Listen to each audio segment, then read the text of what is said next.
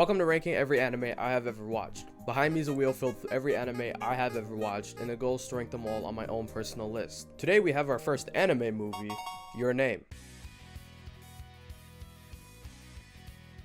The story follows Mitsuha, a girl from a small town who wants to see more of the world, wishing to be reborn as a boy from Tokyo in her next life. This is where we meet Taki, a boy from Tokyo. The next day after her wish, they end up waking up in each other's bodies. It turns out that they swap bodies on certain days, so they have to try their best to live as each other on those days. They start developing feelings for each other, which leads to Taki going out of his way to go and find Mitsuha, only to find out that her small town was actually blown up by a comet 3 years ago. Apparently, there is a 3-year gap between the two of them whenever they swap bodies, where Mitsuha was in the past and Taki was in the future. After figuring all this out, he starts to actually forget her, but he still goes out of his way to find a reasoning for the body swapping, I think. I don't really remember. Taki finds a spit mixture that Mitsuha spit out a while ago and ends up drinking it, which causes him to get flooded with her own memories. He ends up waking up in her body the day before the strike and tries his best to evacuate everyone while he still can. They also end up meeting at some point, like at twilight, where they can see each other only for a little bit, because then they end up vanishing and they forget each other again. They end up back in their original bodies.